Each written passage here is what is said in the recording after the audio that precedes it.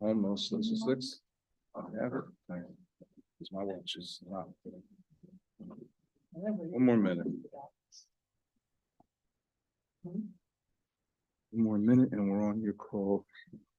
Council President, or Council Mayor, sorry. Gotta stop that one.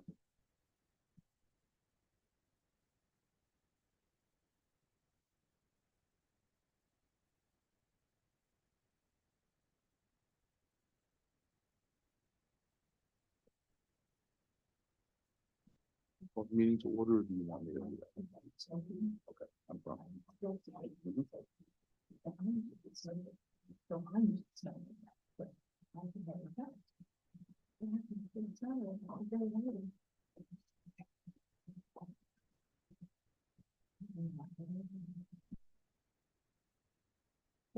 On your call, Mayor. Yes. Yes. Either one, as long as you want, whatever you want to do. 6 p.m. Getting the order. Thank you. Willingboro Township Special Council meeting for December 12th, 2023. It's now called to order. Please stand to salute the flag.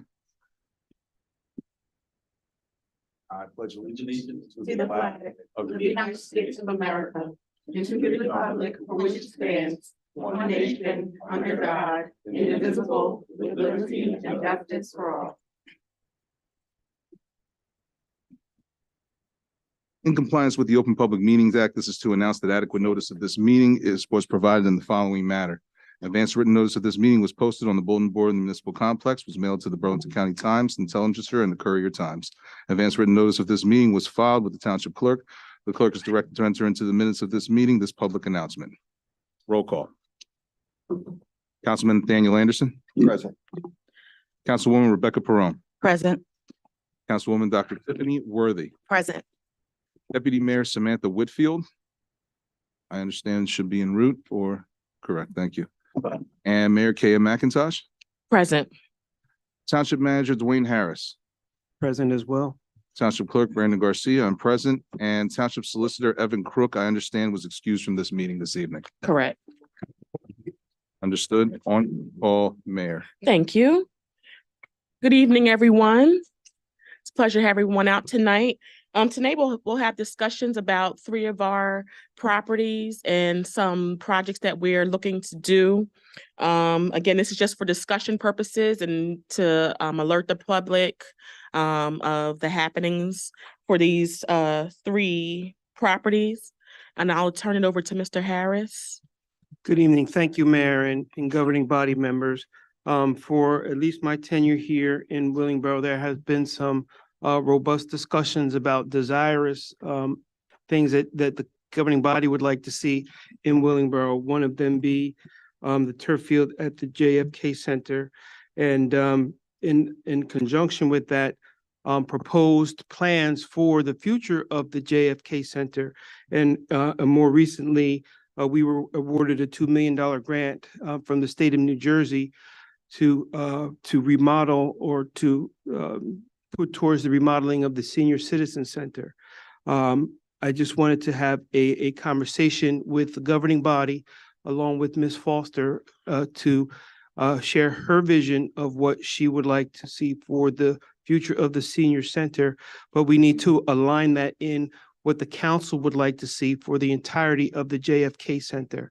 And I thought it would be prudent to have a robust discussion about that. Our engineer is present here as well to talk about the turf field and then also the library and its positioning in its current space and possibly relocating it into a more advantageous location within the township. So with that, we're going to start with Mr. Perry and Bobby DiPiazza from Field Turf. We had a conversation with them to begin to lay out some plans or some possibilities for a turf field at the JFK Center. And, if the council desires to continue to move forward with that project, give you an opportunity to ask them any questions, share any concerns for them to explain what the process would be, and along with that, what the potential costs are. And then you'd be able to make an informed determination of whether you wish to desire moving forward with this project. And if you say yes, then we would like to begin the engineering so we can see about incorporating it into our 2024 capital plans. So I'm going to call to Mr. Bobby and Perry.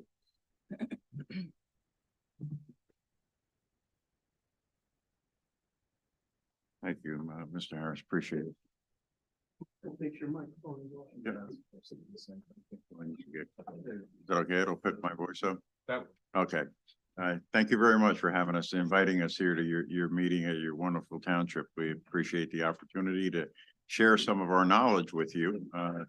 My name is Perry DiPiazza. I'm actually here with my son, Bobby, who I'm privileged to work with day in and day out. So I'm very fortunate. I've been working for Field Turf since they started. They're the inventor of this type of new technology of synthetic turf for 28 years now. So we have about 1,300 fields in the ground in New Jersey. So we could throw a rock and hit about 8 of them from this building here. So there's a lot of them that are close by here in your county and elsewhere in this region. So MetLife, anybody watch the Giants game last night? MetLife Stadium has field turf at it. All the fields at Rutgers are field turf. TCNJ, which is more closer to you, has field turf at their stadium. Rowan University, Rowan, we have fields at, and we have fields at Rider University here. So there's a lot of them that are around here. Trenton Central High School is one that we did last year. So the product is very popular. It's all throughout the MLS. All of the MLS teams that play on synthetic turf play on Field Turf's products. So, and I'm boasting a little bit, so forgive me, but I want you to just see that the product itself has been deemed to be actually safer than natural grass in most categories of injury. So artificial turf years ago, everybody would remember the name AstroTurf or so. That was a carpet like this is, and they played on that over a pad. And it was very unfriendly to the players. A lot of different type of knee and ankle injuries would occur. So the new technology and field turf systems were created with many innovations in them to emulate natural grass. So it plays very much like grass, but it doesn't get muddy in the mud. So it's a lot safer like that. When it rains, you don't lose any time on it. So all your programs, it's not a matter of them calling recreation. Is our practices on? Are they canceled? Are we playing this weekend? Those fields, as long as you want to play in the inclement weather, those fields will actually be playable through even while it's raining. They drain at a dramatic rate right through the field. So the fields, we made up just something for conversation as Bobby discussed with your members here. So this is just a preliminary marking drawing, and the gentleman from Pannoni here, we've worked with their firm on many projects here in New Jersey. So they're very familiar with us as well as, they're the experts when it comes to the work in the ground. They're the drainage system and all of what we call the civil scope of work. And we're the experts when it comes to the turf piece of the project and the running track surfacing. So, this is just preliminarily. You can change anything you'd like. You can mark it up. You could change the colors. You can move the baseball and softball, but it just give you a point of conversation for you, a starting point at least and I gave each of you an individual copy of what we put together preliminarily. So is that the proper scope, which would be the track surface itself, and then inside of it would be synthetic turf, right? So our track division, our parent company is called Tarkett. Field Turf is the industry's leading brand of synthetic turf, and our track division is called Binen, and Binen is the industry's leading track surfacing provider. Matter of fact, we're doing the project at the high school with American Athletic, who is a contractor partner of ours. We're doing their track and turf over for the high school as well. So just to give you another a local reference for you. So the sample box that we brought there, just be careful if you tilt it over, all the granular fill will come out of it. So what the product is now, it's literally a shag carpet. I'm older, but you guys will remember shag carpet, right? It's a longer blade of grass, but what holds up the blade of grass is a combination of granulated tire rubber and sand. So to emulate a natural soil per se, but it's resilient. So it's real soft to play on. And then the water just vertically hits the field and goes through those materials, through the backing, and into a drainage system underneath the field that the engineers would be designing. And then they would discharge the water in a manner that conforms to all stormwater regulations. So it's very friendly to play on. It's very grass-like. We just replaced a field in Fairlawn up in North Jersey that was in their 17th year. So they really took care of the field. They did a great job. We have a field monitoring technology and innovation called Genius, Field Turf Genius, that will actually monitor the field and how many hours and how many bodies are on the field. And it will tell your facilities people when maintenance is required rather than them guessing at it. So you're not over grooming the field and you're not under grooming the field, and that will add life to the end by years. If it's used properly. So that might be an innovation. It's called Field Turf Genius that you may want to consider later on. That's just it goes up on a light stanchion or a bleacher or on a separate pole on itself, and it just looks at the field. It's also a good security feature.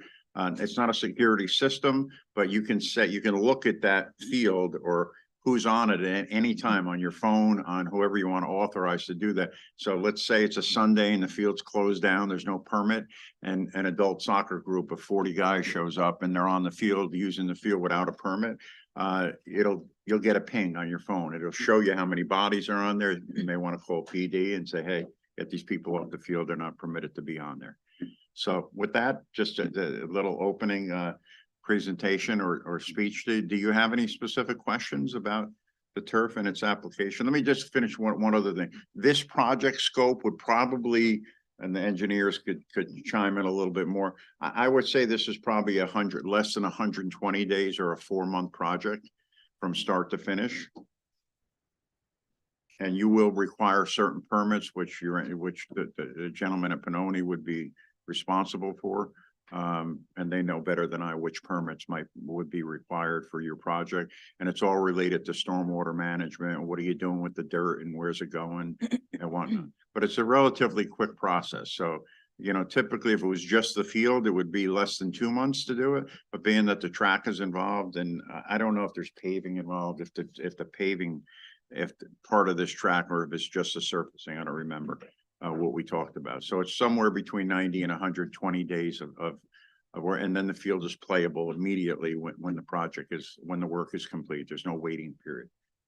So can I answer any questions for you? Councilman Anderson? One of the questions I have is, what sir. is the life expectancy? Okay, so very good question. And it's hard for me to specifically answer that for you because we want to be totally transparent with you. Like I said, the field in Fairlawn was a municipal recreation field that really was used very hard and extensively because they have lights there. So they used it day and night, and it was for all their rec programs. They do have baseball and softball on it as well. And that field got them through 17 years of heavy use. Other fields where people don't take care of the field as well, only last 10 years or so. But I would say with the type of product that we're talking about here, which is what one of our elite series or the high quality systems and the ones that have been studied for safety, you should anticipate at least a 12-year life expectancy. And then, so just keep in mind that I'm going to divide the project in half just for conversation's sake right now. Half of it is in the ground where you're building drainage systems and curbs and that kind of stuff. And the other half is the turf. So when the turf wears out, it's the wig that you're replacing. All the infrastructure that was built underneath the field is going to be there for 5, 6, 6 replacement times probably. It's stone, it's piping, it's concrete curbing. There's not much that can go wrong with that over time. So we're pulling off the turf, and it's almost 100% recyclable.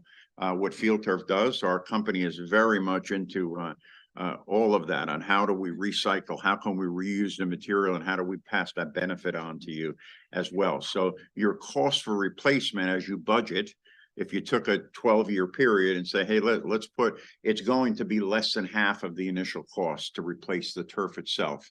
Those other improvements, like I said, are there, and they'll be there for longer period of time. So I would say to play it safe, 12 years is a good stretch if you're really going to use the field hard, and you could get longer than that. A lot of our fields go 14 or 15 years, and it's only the ones that are neglected that go really less than or around the 10-year marker.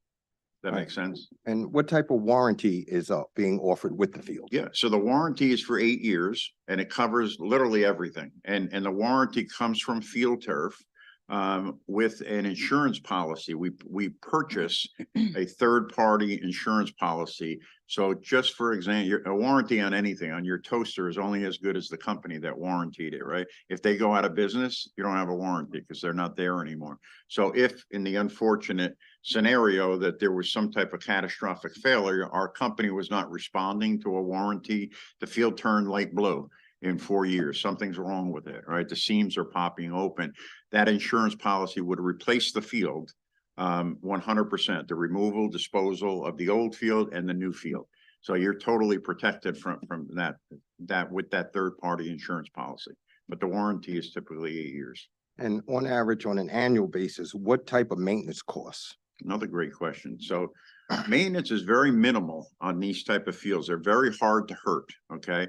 So the granular infill, what's important about that for safety is that it's level throughout the field. So when the goalie is standing in a goal crease with cleats on, he's disturbing that sand and rubber. He's pushing it to the side, he or she, right? And then along the grass, that sand and rubber is supporting that fiber. Only that much is standing up, as you could see in the box. So when that goal mouth area, when they push that sand and rubber, it gets lower and lower because it's high and aside there, that fiber won't stand up anymore. It'll lay down, and then the friction from the cleats will wear it out. And it'll look like a grass field where the goal mouth areas are worn out prematurely. So maintenance, like I said, that innovation that we have about maintaining the fields is very helpful. But anyway, even without that, it takes we provide a machine. It's a 7-foot wide steel frame unit. It's called a groom right. It gets pulled with a little gator or a golf cart or so. You go north and south, east and west. It takes one person about 1 hour to groom the field. And you do that about 5 times a year. So it's really minimal. It's probably less than 10 man hours of maintenance a year to keep that field level and create a groom right. Now, you could plow the field if March comes around and there's 6 inches of snow on the field and your programs are dying to get on there. I don't know if you played that early or not, but the field could be plowed with a rubber blade attachment. We have videos of how to maintain the fields. We do a training session after the field gets installed with your facility people and coaches or whoever else you'd like to have out there.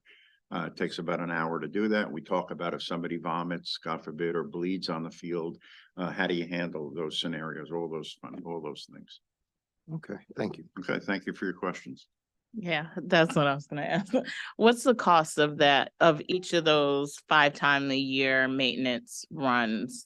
How much does it cost to do that? So like I said, if you could hire Field Turf to do your maintenance for you, but quite frankly, you don't have to spend more money than you have to. So if you have a facility person or a grounds person that does that kind of work, that cuts lawn, it would be less than 10 man hours of your costs. So the machine and whatever you're pulling, the fuel and the machine. Yeah, I think the machine, you said that there's a special machine that you use that is pulled with the golf cart. So we're giving you that. It's a mechanical comes unit with that it. gets pulled with your machine. Okay. Oh, So okay, you so that either- comes with the field. Okay. The equipment comes with the field, not the drivable golf cart. So you should Understood. have a little gator or a little tractor, the town that they use, that you just hook it up to that. You can hook it up to almost anything.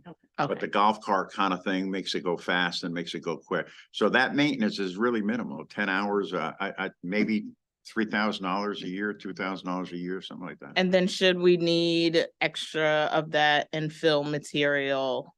So we're going to provide that at the time of the installation. This material comes in these big white super sacks that sit on skids, and there's about 2,500 pounds of material of rubber and sand. So we'll be leaving one of those big bags of sand and one of the rubber infill material here, and that should last you through the life of the field. If you need, you're really not going to. The only part you're going to lose is the stuff that the kids leave. You guys all know that. Ladies know that the kids come home and playing on turf fields. They have these little black pellets in their socks and on their uniforms. It gets in your dryer and whatnot.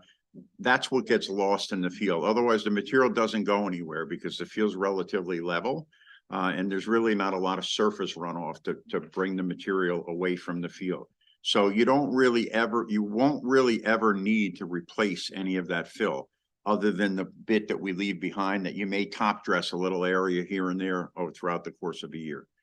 For example, if you plow, you may see the pile of snow have little specks of black in it. you may want to put a little bit more on the field. It just top dressing, but you're not going to purchase any more infill. You will not need that. So once the field goes in, your cost of the field is limited to what that maintenance is.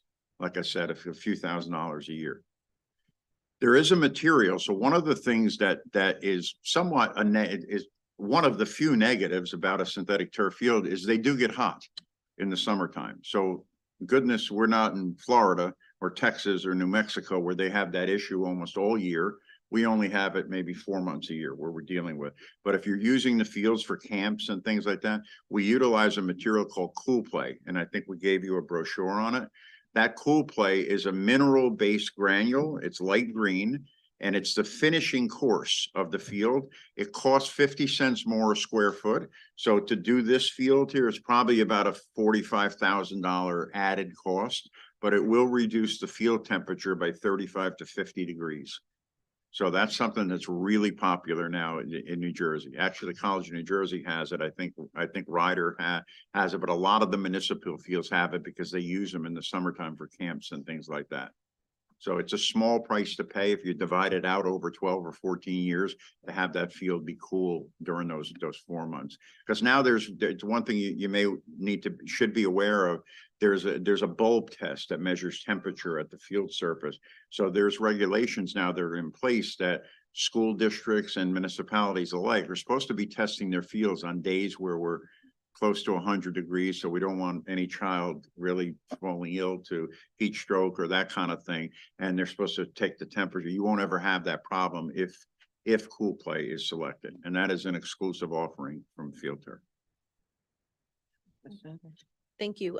So I had a question about Cool Play. Is that something that is put out just during those summer months, or is it part of just the install of the field and it would last when it's time to, when it's? Yeah, so when I talked about that shag carpet, that blade of grass that stands up, that blade of grass is 2 1/4 inches high. We're gonna fill it up with 1 3/4 inches of the granular infill.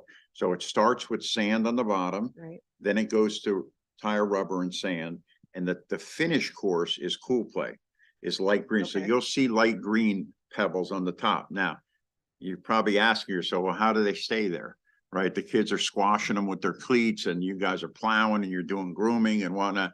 And the technology, the innovation is that granule of Cool Play is 3 times larger than the granules under it. So even if you push it in, it's always going to resurface just because it's larger than what's underneath it. So it stays on the top. You do it only when the field is new. Now, to be honest with it, Cool Play's been out there for about 7 years or so now, and there's thousands of applications to it.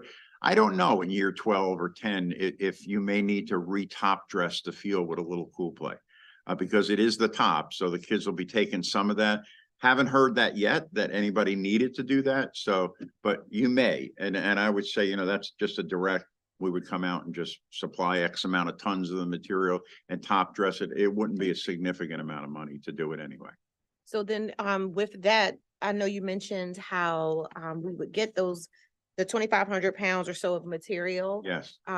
If we do decide to go with Cool Play, Yeah. would we still need the other materials? Yeah, so instead of leaving you a sack of rubber and a sack of sand, we would probably we would distribute that 3 ways into the 3 materials. So you'd have extra Cool Play too. Okay. That would be And left. facilities will have to figure out how to get that rubber granule under the Cool Play, because otherwise they'll be putting the rubber on top of the. If you needed to add some rubber, which I'm telling you, you don't. Okay. We really, I've been doing this a long time. I don't think we've ever gone back and added material unless there was a storm event that was Okay. crazy. Some Okay. hurricane event or something like that. But even if you did add the rubber, it's 3 times smaller than the Cool Play. Mhm. If you put it right on top, it would fall below the Cool Play anyway. So you can actually put rubber or sand on it and the Cool Play would still come back up to the top. Do you have any Cool Play material we could, so we can see what it looks like? Oh, The- sure. the fine. demo? Yeah. We'll just He get a needs the jar key. to leave behind. He for you. asked for the key. Yeah, no problem. We should have brought it in. No, he just, Still needs the key. he said he needs the key. The key to the car. Okay. Thanks, Dad. Yeah, you want to see, so it's a mineral-based material and it's mixed with, so field turf does a lot of recycling. So the grass fibers that are green, it gets its green color because they combine those grasses. Actually, picture the grass being melted down as a recycling. It's part of that material that's mixed with this mineral. Okay, Okay. thank you. Did you have a question, Mayor? Yes, without the cool play, how hot does the turf get? So the fields, listen, if you look at a grass field on a day that's 95 or 100, you see that wave of heat right out there, and it's at the surface. Just so you know, we've done a lot of testing on heat on fields and how do we cool the product down and whatnot. You will not see that wave anymore if cool play is on the field. So by reducing that temperature by 35 to 55 degrees, actually, it's dramatic. So the field temperature depends on the soil condition. If the soil's damp, it'll be cooler. If it's really dry, it'll be hotter. But reducing that temperature, so say it's 100 degrees out, right? That field can get to 150 degrees at the surface level, right? Now, you'll notice when these tests are done that when you come up to a 3-foot height, that temperature is no longer 150 degrees. It's like 90 degrees. And when you get to like eye level at 4.5, 5 or 6 feet, it's actually the same as the temperature in the air. So it's really just down at the surface that heat forms and gets stuck in between the grass fibers that the UV is bouncing off the fibers of grass and it's just staying down in place there. So the cool play thing's kind of a big deal, to be honest with you. Okay. It's a great innovation, and certainly if it's for younger kids too, it's awesome. And in which system is this one in this box on this sheet? So Field Turf has, I'm gonna just keep it simple for you. In that brochure there, Mhm. you'll see 2 columns, right? One column says Prestige. Prestige is I want to say a generic version of turf systems in the marketplace. And we specifically make it better with more materials, so it's still safe than any of the other products that are out there. So we make a very high quality product in that Prestige lineup. And then the right side, I think it's the right side. Okay, so the right side is what we call our Elite Series. Bobby, is that the right side, Elite Series? The Elite Series is on the left side. Okay, on the left side. So the right side, Prestige is the more generic or commodity type of product. So we highly recommend that you stay with the Elite Series, which has been the topic of all the safety studies and all the performance studies and whatnot. The difference in price, it wouldn't hurt. It really, not that money is money. It's a lot of money. I would say the difference on a field like this may be around $40,000 or so. And that's why our New Jersey customers here specifically, the vast majority of them go with the Elite Series, which has all the innovative qualities associated with it. So the reason we have the other one, so for example, if New York City Parks was putting a bid out for fields in one of their parks, these big agencies or Chicago or whatnot, they typically don't pay attention to quality and safety studies. It's all about low bid, just what's the cheapest, what's the lowest price. And if we want to participate in those kind of projects, we certainly can't provide a Mercedes-Benz when they're only asking for a Mitsubishi. So we have something that's better than the Mitsubishi that to get to the right price point, we would offer it. But for what you're doing here, the Elite Series for that few extra dollars over 14, 12 or 15 years, it's kind of a no-brainer. Madam Mayor, I have another question. Go ahead. So based on the diagram here, I see you have football, you have soccer, baseball, softball. How many activities would you suggest we can maximize on the field? So I would answer that by, I have 3 sons of my own that all played sports, and they grew up playing on one of our turf fields actually in the town that we raised them in. And they have every sport you can imagine on that field. So I would strongly suggest you have us put permanent markings in for all your sports, whatever you play, because you don't really want to buy a turf field and be painting lines on it. It's like, why? And you'll get some members of your community that'll say, oh, wow, it's so busy. I'm looking at this drawing and I'm like confused. I can tell you now, in almost 30 years of doing this, I've never heard an athlete, a coach, a school district or a town, or a kid that's playing saying, I was confused by all these lines on the field. If you're a soccer player, your soccer lines are yellow and they scream out yellow. They know where their boundaries are. So you don't want to paint and start caking paint up and paying your facilities people hourly wages to go out there and keep buying paint. It doesn't make sense. It's us looking at the field from the bleachers that think it's busy. It's not the kids on the field that are. So I would say to you, you want to put as many markings on the field for whatever sports you play here. And then and listen, we've had places that say, hey, we started playing. I've never had a town where I've lived where they play field hockey, but field hockey is a girl sport. It's not that popular all over the place, more of a collegiate thing. And there are a lot of counties in New Jersey that do play field hockey. You don't play field hockey here. Not yet. Okay, so if you want to, we can put in the field, say you're gonna play field hockey, or say, hey, we might want that program in 4 years. We'll develop it. We can put in tick marks. Let's say it's a girl sport, we use light blue. We use a light blue 2-inch by 2-inch square, and we put it in all the mark points of the field. So when your guys want to, if you start playing it and you want to add the sport, there's a permanent paint permanent, but it lasts 1 year. Then it wears off as you reach the 1 year point. All they do is bring a string out and connect the dots of the light blue and paint the lines. So it makes it really easy. You don't have to go measuring every time. It makes it, if there's a sport or an activity that you think you might add to your programs. Yeah. And that's very common. And then there's other schools, quite frankly, there's a lot of politics in high school sports.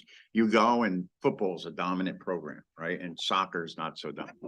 That's cool. So the football people are all like, well, we don't really want the soccer lines on there permanently. You know, they're not that good, the program, or they don't use it as much. And they'll choose to have us put those tick marks in for a secondary or a third sport. Boys lacrosse or girls lacrosse or whatever might not be using the field a lot because they feel it's too busy. So they'll say, just put the tick marks in and then we'll paint it and it'll wear off in a couple months. Okay. So that is certainly an option. But my recommendation to you is you build this beautiful turf field that you want to use. You don't want to have your grounds people out there painting, especially if it rained the night before to paint it and dry it. Just put the markings on the field if you're gonna do it in the beginning. All right. I have a question. I have a question. Are there any issues of toxicity, carcinogens, neurotoxins, endocrine disruptors, anything? And especially when the kids are playing, you know, and they're eating their snacks, is there any? Yes. So there's not, I'm obviously not a scientist. So I want to bring to you my knowledge of this, and we certainly have a lot of knowledge, and our company takes it very seriously, the health and safety of the users of our field systems. Our company put together, there's been over 110 governmental studies done on the safe use of synthetic turf fields that Field Turf puts out there, and the materials that we make them out of and that they're used out of. We put the company put a booklet together. It's a blue booklet. It's probably about 22 pages or so long. It's very informative. And what it does, it's called Synthetic Turf Safety Proven with Science. So Bobby will email that document, and you're welcome to put that on your website if you'd like. Our name is on the back page, but none of the information is our opinion, the company, or the industry's opinion. It is simply the conclusion of many of those governmental studies done. And it'll talk about PAHs, it'll talk about cancer, it'll talk about water quality, about heat on the field, about cancer on the field. So it's a short read, but it answers even if you're a big time naysayer to doing this, because we have a lot of places that we go that they're older communities, and they'll either do a referendum or whatever, and the older people don't have kids, they vote no, right? We don't want to spend the money on a turf field, and everybody else that has young children, it's such a great thing to have because they're getting away from their remote controls and getting out there and playing and trying to stay healthy as they grow up. So that document, and there's a lot more where that came from. So I suggest you guys read it first and put it on your website if you'd like, if anybody has questions about this is a first good step. And then there are thousands of other documents about the safety and some of the items that you just asked me. They're about safe. So you should be very comfortable that you're putting the kids on something that is totally safe for them to use. Yeah. So one other thing, when I first started in the business, we used to sell a lot of playground rubber and it was granulated tires. And I remember one of the studies that were done because they were daycare centers was the biggest user. Mhm. Those little kids, those little infants, they ate them. All right. They ate the stuff. And there was they would have to eat such a dramatic amount because our stomach and the acids in our stomach does not break down tire rubber. So those materials come out whole. And they really don't, they don't leach into the body anyway. And the same thing with the fiber. The study was you'd have to eat 200 pounds of it a day for 30 days to have any toxic effect or whatnot. But once again, I'm not a scientist. I can provide you with all that information. We'll share it electronically. We didn't bring those booklets tonight and it's a good read for you. And then just anybody has questions, just ask us and we'll give you more information on whatever topic that you'd like to hear about. Okay, thank you. One last question, Mayor. The use of rubber cleats opposed to metal cleats, how does that affect the life expectancy of the Yeah, field? sure. So you should prohibit metal cleats. Okay. Metal cleats are used at the college level. Rutgers has our baseball field and softball field. They use metal cleats and they're going to use it at the Division I level of sport, but they rip the field apart. So they are very aggressive. They break the fibers and you wind up replacing air. You should not allow metal cleats. They should be, and we provide you, we'll give you 4 signs after the field is done, and it has the rules and regs of the use of the field. One of them states no metal cleats permitted, and you put them on your fences wherever your entry points are. But so what we say to you is the kids can use anything, any footwear they use on a grass field that they're comfortable with or they prefer playing on. If you look at the higher levels of competition, look at the Giants or the Jets when they all have different cleats on. Some of the running backs wear deep screw-in cleats where they're really digging in deep because they feel better, that they feel that they're fat. Others wear a turf shoe, like little nubs on it, because they don't want to go in. They feel it slows them down. So whatever the kids like wearing, they're permitted to use any type of shoe wear, sneakers. But the recommended cleat to avoid footlock type of injuries is a molded cleat. It's a plastic or a rubber molded cleat, but they can use whatever they want that they wear on grass. Just not metal. Not the metal. Yeah. And one last thing, as far as the procurement process goes, and forgive me for saying this, but this is kind of selfish, but the procurement, most of our projects now are purchased through our cooperative purchasing contracts. So it's similar to a state contract where the bids have already taken place for these items. So if you like what Field Turf has to tell you and like our company and our product, you can buy directly from Field Turf, and that cuts out, it number one saves you a lot of markup on our product. If it was in a bid environment, contractors will mark up our turf and track materials and they're not even touching it. So that would amount to $100,000+. So there's a cost savings by buying direct from Field Turf and our track division. It saves the time of putting out the solicitation for any risks of lawsuits on bid process. It's not that you're ignoring the bid, you're not duplicating the bid process. So you're taking previously bid pricing and you'll get exceptional discounted pricing from Field Turf. So the process is easy. But with that being said, the gentleman from Pannoni, that's where it starts, right? The design. And then once we take their design, we can attach real numbers to what exactly they designed. So they'll tell us, well, this particular site requires 10 inches of stone and a 24-inch pipe, or 8 inches of stone and this concrete curb. They'll do a formal design of all the stuff that goes in the ground, and then we could take that design and actually put real pricing to it based off the previously bid co-op, and then you'll have a real number there. But I know we're preparing something budgetary, preliminary right now for you to look at, as far so you have a rough idea what the numbers will be around. Once they do the design, it could go up a little bit, it could be a little bit less, but it'll give you a budgetary preliminary number. So when you're considering moving the project forward, you know roughly what it'll cost. Thank you. So, Mr. Perry, do you have a projection of what that number would be around? I know we discussed that. Yeah, so I think preliminarily what we talked about was somewhere around $1.4 million. Track, turf, drainage work and whatnot. That was a preliminary number from our construction partner group at American. Our people in our construction office are looking at that now and they're putting those numbers together. So I hate saying that until I know for sure. So that may change. It may be different in the within a week than we present that to you. But I think that's where the project is probably somewhere 1.3 or $1.4 million.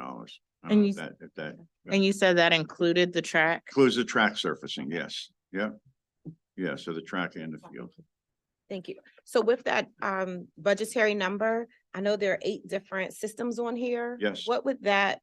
So that would be closely relate For to? the best, That would be for the best. And the Yeah. best is? The is best that would be- Vertex Prime or? the correct, Vertex with the cool play added to it, Vertex Prime with Cool Play. yeah.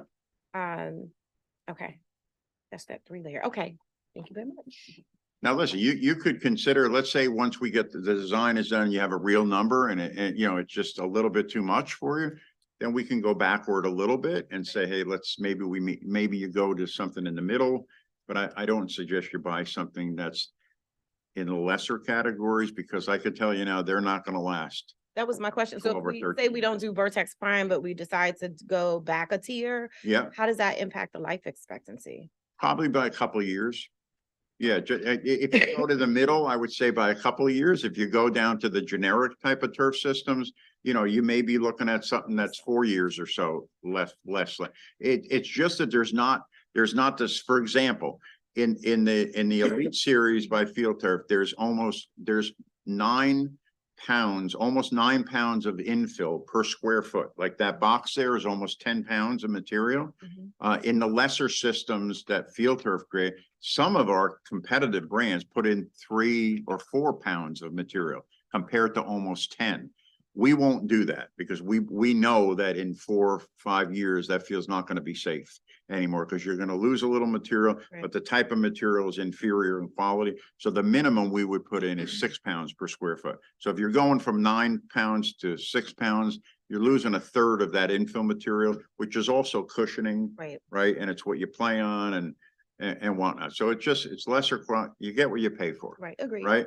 And if if you get 12 or 14 years out of the field and out of the right field, you're going to say, wow, this was really worth the investment rather than trying to save a few bucks up front and buying something that we can tell you now is not that most fields get replaced less than 10 years.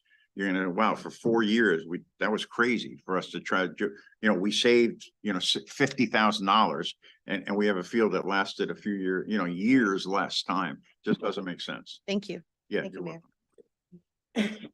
Any other questions? Just one. Okay, Councilwoman Perrin? Thank you. Most of my questions were asked and answered, so thank you, council. Sir, so I just have one question relating to the more freezier temperatures. When you did explain that we can use the plows. However, because this grass is more of like rubber as we described. Yeah. Is it more slipperier even if there wasn't any snow, but like, let's say it's just really cold out? Is this field become like a slate of ice close to it? So I want to always answer you honestly. So the rubber doesn't freeze. So the rubber pellets that are in the field doesn't freeze. So they're not going to turn to ice, but the sand, if it's wet, will freeze. So if you get it, if it's 40 degrees out late afternoon and we get a rainfall, and then at 8 and 9 o'clock at night, it's now 21 degrees. Right. The field's going to freeze. So it's going to be slippery during that period of time. Mhm. But the black rubber does help melt snow or ice off of the field there. But the way Field Turf builds his field, I don't want to get real technical because we separate the rows of plastic by 3/4 of an inch. Okay. Most systems are only separated by half of that distance, 3/8 of an inch, because we want the kids' cleats not playing on the plastic, which could be slippery, right? Especially when it's wet and whatnot. We want the cleat penetrating between the plastic and into that sand and rubber. So picture you're running at the beach, at the water line of the beach, right? You don't want it to be sloppy 20 feet up and you're exhausted after you just ran 20 feet. You go, whoa, my legs are all fatigued. you're running on that firm sand that's on the bottom, that's wet. And you don't suffer that fatigue, and the footing is really good. So that's the way our system is designed there. And that's an innovation that's different about field turf as well. So I'm very comfortable telling you, we really don't have that issue with additional slipperiness in the field. And like I said, those safety studies actually cover that as well. So yeah, as long as they're wearing, a cleat in the field and they're penetrating into it, the footing is very good. But listen, Mother Nature is Mother's nature. If it's pouring out and it's really wet, I'm sure it's more slippery than when it's dry. Yeah. Thank you. Okay. Okay, you guys have been great to talk to. I appreciate it. And we certainly appreciate the opportunity to work for you and promise to do a great job if we're afforded that opportunity. Okay, everybody have a great holiday. Thank you. and We appreciate Happy you inviting holidays. us. Thank you.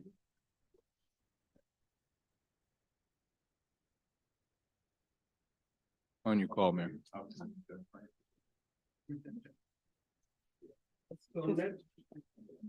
Just read my- So next on the agenda is Ms. Reva Foster, who is our Executive Director of the Senior Center. And to talk or share her vision of the expansion of the Senior Center, and then discuss that or incorporate that in the council's vision for the expansion of the entirety of the JFK Center, and how those two can be melded into one complete vision that works for the betterment of Willingboro.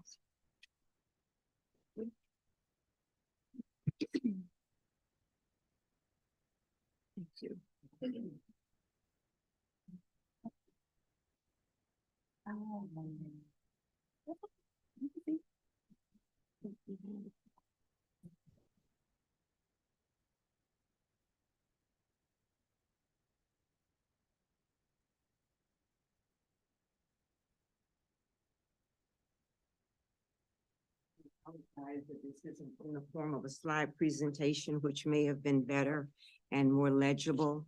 But I wanted to make sure that I brought something so that you would be able to see what the proposal is. And I do know that many of you know that I have gone the same way I went in order for us to have a senior center built, to get the money to build the senior center, whatever form you chooses to make it. And if you would see the diagram on the front, it's the concept plan. Can you hear me? Concept plan, proposed concept plan for the senior center. And this was originally discussed and drawn up about several years ago. If you look into the folder, you'll see that it states for the first floor, that's exactly where we are right now.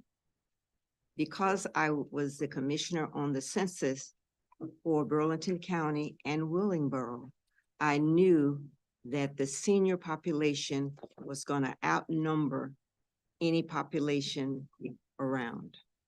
And I knew that because of the census, we should expect an increase in the number of seniors that we have in Willingboro. This is a fact. If you would go on the US Census for Willingboro or Burlington County, you will see that Willingboro has the highest number of seniors that live in Burlington County. And we're seeing that every day in the senior center, because the senior center that we built over 12 years ago from federal funds that we got, we've outgrown a number of the rooms and the classes that we have, especially the exercise class, the ceramic class, and the general purpose classes, which includes the yoga, chronic disease self-management class, and the ceramic class. if you would see page 2, and I apologize that it's not a regular engineering plan that you would see. What I did was I took the plan that we have for the senior center and drew exactly what the rooms are used for and what the rooms are designed to accommodate the seniors that we had in 2012. I won't go over each one, but I will ask you to note that near the back entrance of the first floor, I've added the cafe. We have talked quite a bit about seniors being able to get their food while they're at the senior center and be able to pay for it. So page 3, which is the next page, denotes exactly how that will look. The front of the building is similar to what we currently have. The billiard room has been enlarged, and the exercise room is a smaller room to use for the yoga, hatha yoga, regular yoga, and some of the smaller exercise classes. And you will note that on floor plan 2, which is after the options for the cafe, you will notice that I made the exercise room larger. So we will get to that page. But you notice that on the cafe, there are several areas that have been taken up from the original plan to include the computer room, ceramic room, and made the exercise room smaller and made the quilting and craft rooms smaller to accommodate the cafe. You might say, well, why is the cafe on the first floor near the dock entrance? Because that's most convenient for entering and delivering the food, as well as the trash cans are already located there, and there is room there to move around. And there is a large area right outside this area here that is grass, and that could be the outside for summer, spring cafe use.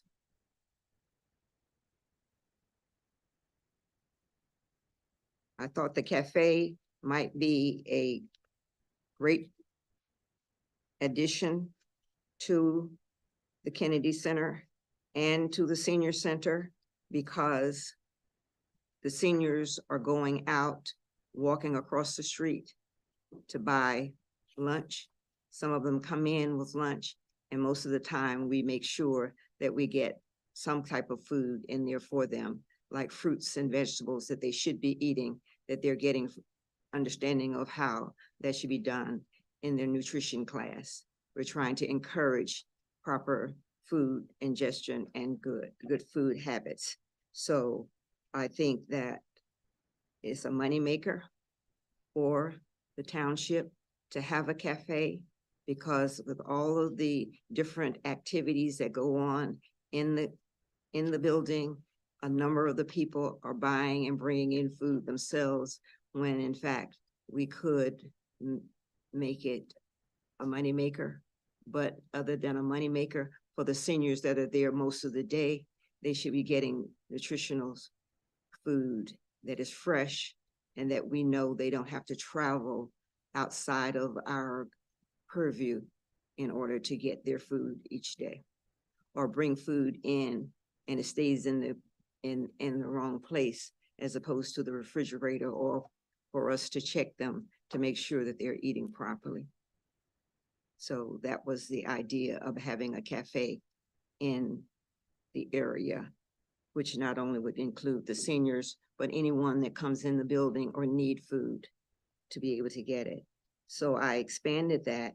If you will look at page 4 is a type of cafe model that's in dark wood, which is page 4. Page 5 is an option using light colors and seating as well. And these are all inside seating for the cafe.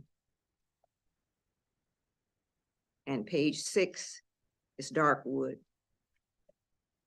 And all of them, because of the windows are there, makes it beautiful and makes it inviting to be able to come in that area, and not only come in that area, but leave out that area to go to their classes and whatever, or to have the ones that are upstairs to come downstairs into the area as well, or have people come in through the dock area and be able to get lunch, whether it's inside or outside of the building. If I may expand on that as well, the additional thought was that with potentially the expansion of the banquet facilities, you may decide to incorporate a more operating kitchen, which could accommodate expanded services for banquets and larger offerings of having food prepared in-house and having just a warming kitchen. As well as with the inclusion of the theater, it might be a nice spot for theater goers to go and have some type of refreshment or snack during intermissions and things like that, as well as being a lunch spot for persons who work in the JFK Center regularly during the day. So it's just not providing a cafe space for the seniors, but it could be incorporated into the overall functioning in the JFK Center as well. And the location would be perfect for it, as well as the outside. If you've gone around the senior center, you notice that where we have the air conditioners and the heating units, there are 3 of them.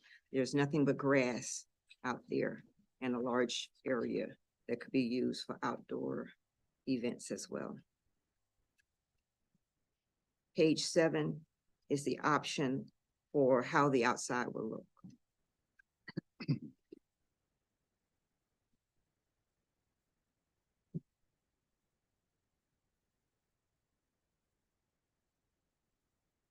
Page 8 is upstairs. And I know that there are some discussions about maybe not having the senior center expanded to upstairs. And I am open to that discussion, as well as any thoughts that might lead to another part of the building, such as down the hallway from us, which we had talked to the previous council about having that hallway, but there was another group that was interested. And so we acquiesced and said, oh, that's fine. We'll look at another area if we need it at that time.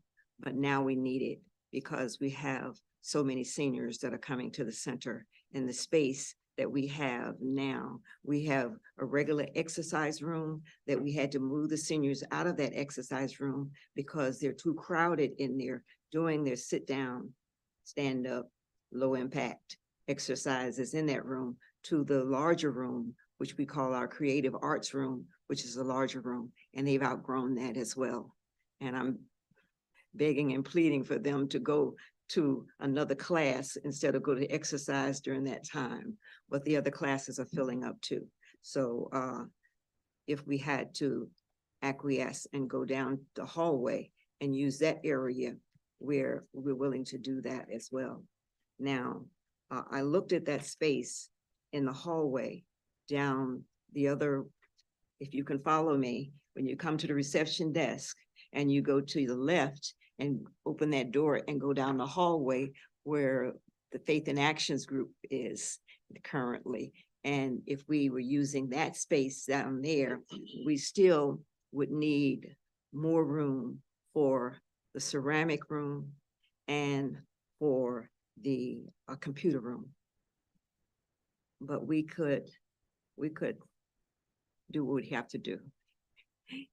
If we had to go that route, we would have to do what we had to do, because we need a large exercise room and we need a place to store exercise equipment such as yoga mats. And some of the seniors bring their yoga mats in, but then some of them don't, because that's kind of dangerous having a senior trying to bring a yoga mat in when they're getting off the bus, or a yoga mat just even walking across the street. And so we need a place to store the equipment, as well as to put the chairs, because they do a lot of sit-down exercises, and we encourage that. And so we will lose out on a few rooms and maybe a few of the classes that we would love to carry on to get the seniors' minds. When I say seniors, I mean veterans and seniors, because all of them count the same to us, because they're the older population, whether they're 55 to 65 and 85. And we have seniors that come to the center, that's 100. And they are doing very well in the exercise classes. And not that we are nurses or trying to be taking care of them, but they understand that they're on their own when they're there, and they should use the safety measures that we have implanted in the senior center for them to use, such as railings to walk down the hall, such as exercises and yoga classes that can be done in the chair, and other things such as that. So we make sure that they have the safety factors in their minds, and the instructors are making sure that they also let them know about that. So number 8, which is the second floor, is basically self-explanatory. On that second floor, which could be down the hall, also would only take half of them. And that would be the large exercise room and the rental space room and the equipment storage, and then the arts and crafts and the quilting classes that are there. As I said before, above that is the hope for the second floor, which would mean we will have two classes on each side. But if you turn to page 9, there's a lot of space there. That's showing the one down the hall, that when I measured it out, we could only have, we planned to have a meeting room there, but we can turn that into a computer room and have the computer classes much smaller. And we would have an exercise room and the rental area, and then the arts and crafts and the quilting class. The only class that is missing from this section would be the ceramic and the larger computer class, and another area for them to just relax, watch TV, come there to hang out, as opposed to coming there, going to each of the classes. And we do encourage that, because in order for the seniors to get out of their beds, to get in front of the TV and come out, they have to get their body going, get their minds ready, and then actually coming in. Some of them come in with walkers, some of them come in with canes, and some of them, in a while, when they're there and going to the various classes, they might leave the cane in the corner, and then go and walk with the rail going up and down the hallway to the other various classes, which is good for them, because that encourages them to do more than they think they can do. And that's what we're about. We're about helping the seniors and the veterans understand that they're still alive and they still have a lot more to give to this country. And our town wants to give them that opportunity to have it. So that's why I'm proposing we expand the senior center to accommodate the funding that we have secured. Are there any questions? Any questions? Councilman Anderson? So just for purposes of clarification, if you had the ability to expand on the first floor, roughly where the faith and action classes are, does that mean you would not need the second floor, or you would still need both? Now, when you say first floor, you must be more specific and tell me what you're talking about. First floor where I am now, or Oh. first floor including a hallway? Including the hallway, where you identified the faith and action classes. If we were to expand out that way and you had the ability to secure that space, Mhm. would you not need the second floor, or you would still need the second floor? Well, if there's a preference, I would prefer to go to the second floor because I will be losing the ceramic class and the computer class would be smaller.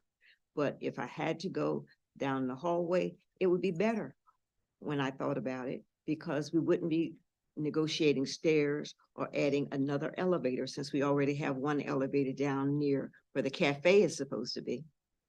Or the area down there, which is a vacant space that I just used to store some equipment down there. But, and I wouldn't have to use an elevator, another elevator. But if I had to use just the first floor and was working with an engineer to get a plan put together that can accommodate that, I would be satisfied with it. Did I answer the question? Yes. Thank you, Ms. Foster, for your presentation. I would be concerned about the seniors with the second floor because I do know we would need more accessibility versus what we have in place today. Given how busy it is in the senior center and the number of people, them coming up and down, we don't want them going up and down the stairs, with many of them with mobility challenges. I would be more open to a first floor expansion. But on the first floor, even beyond where Faith in Action is currently renting, around that corner is additional space. And I was wondering, if we look at that first floor in totality, would it bring you closer to the square footage requirements that you were looking for that would have been on the second floor? It would. Yes, it would. Because as you know, that addition that we're talking about where Faith in Action is, there are classrooms on one side and the other side is just windows. And then you're looking at the courtyard. Right.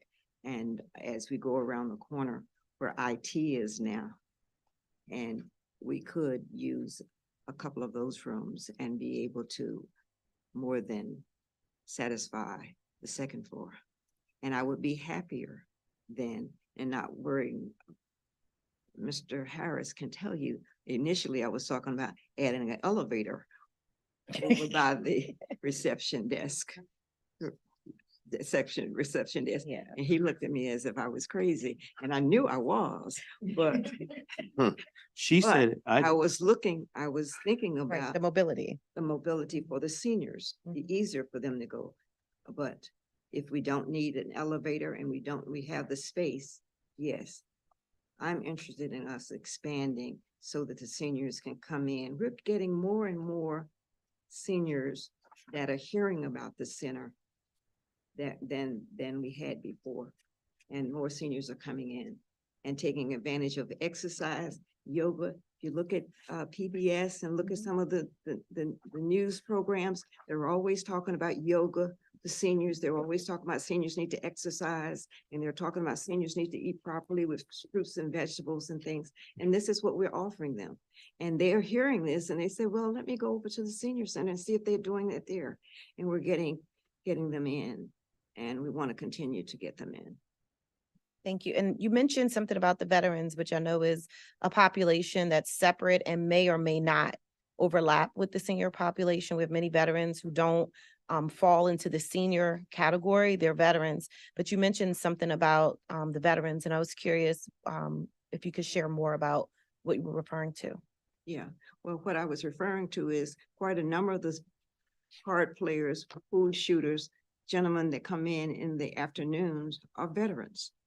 they may not have their veterans hat on, they may not talk like they're veterans, but they're veterans. And a number of them are coming to the senior center, as well as we have the Buffalo Soldiers have their meetings in the senior center at least several times on our calendar, several times during the week.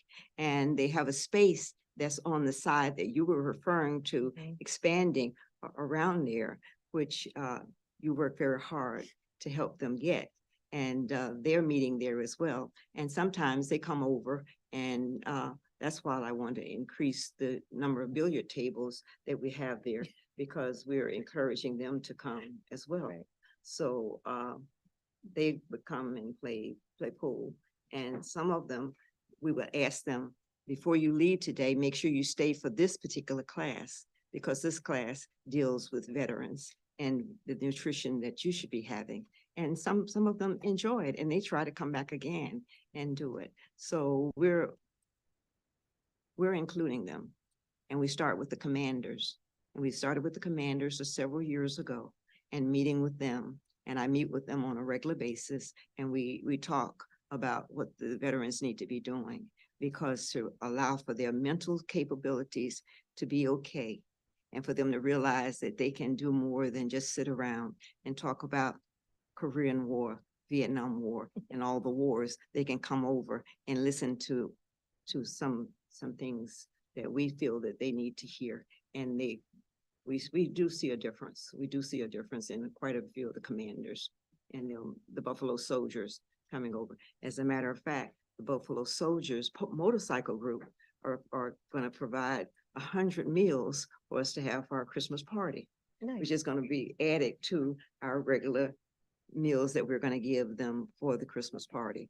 So doing things like that and not pushing yourself on them, but allowing the commanders to come in and listen to what we're offering. Just the way you do mentoring and relationships, it's about making relationships with them. Thank you. Thank you. Deputy Mayor? Thank you, Mayor. Thank you, Ms. Foster, for your presentation. I had one question about the cafe. Would the cafe be operated by the township, or would it be an outside operator running the facility? I really haven't given that a thought. I just thought about, we need a cafe, and we need to really go into some detail on exactly what's the best way to have it done. Mhm. But So people that teaches the classes are vendors. So that's an option. Not the persons that teach in the class, but someone who specializes in food management and being able to do that. And it may be tied into the banquet hall with them having a kitchen that's done appropriately instead of a warming kitchen or a refrigerator, warming ovens and things. A person in the kitchen, that might be an option. So that's something that needs to be looked at on a holistic program. in theory, it could be done either way. It could be operated by the township, by employees, or that space could be put out as a concession where the township would receive revenue from a vendor who wants to rent out that space for utilization as a catering center, maybe a school to incorporate some type of cooking, educational courses, but in some way that we could tie it in with our banquet hall. So when people come in to rent the banquet facility, we have some type of in-house food service for them, as well as having in-house food services for our programs as well. Madam Mayor. Dr. Worthing? Thank you, Mr. Harris, for that. I'd be really interested in the conversation. I know it's further down the road in terms of how that kitchen would be managed. I remember several conversations about the banquet hall and that kitchen. And the reason it's not a full kitchen was because of the insurance challenges, it was a lot of the ventilation. It was just a lot of challenges with that. Right. And the concern about having different people using it, and then the cleanliness and the safety of it. I would be really interested in hearing about us having someone who is like the anchor caterer, like that's where they do Right. everything. They serve the seniors. If you're having something and you want it catered in the banquet hall, that catering service would do it, and really stabilizing that space. So it's not just, a ghost kitchen where anyone's coming in and renting it out. But that's just my thoughts on that space. I agree. Councilwoman Pearl? Thank you, Ms. Foster, for your presentation. I love the idea. I love the concept. And I like the second floor idea. And in this diagram, it does show an elevator. Is that what you were speaking of? I see an elevator. Okay, oh, so that's the existing elevator. Yes. And does it work? Oh, It yes. works? Only one. Okay, so you were worried about how many elevators? Okay, all right. I love the idea of the second level only because it creates, it adds more recreational areas on the top level, and then we, having the cafe as she has it here on the lower level. I don't know, it just seems like it invite more recreational space. So I do, but I understand Councilman Worthy's concern as well with the traveling of the senior population, where stairs may be a challenge for them. With regards to the cafe, we currently don't have a cafe. You just have that seating area, right? And that main multi-purpose. So this is literally a design that you added that on to, right? Because I'm looking at right? It's just storage right now. Oh, this is just a storage. It's like an Yeah, empty it's a space. It's tile and it's like open, there's some extra furniture back there and it leads to a outside entrance. Okay, because that was my question was, are you building like a whole structure of a building, or is this space already existing and you're kind of just like doing more, It's existing. it's existing I'm sorry, space? Ms. Foster. It's existing space that I'm taking the rooms that we normally use Mhm. for craft and quilting. Oh, And across the hall from that is computer room and ceramic room. And using that going back all the way to the door. I To the see. door. And then from the door, you go outside, you see the 2 trash cans there, and you Mhm. see the dock area, and you see the people that bring food in or bring whatever in Mhm. to the banquet hall.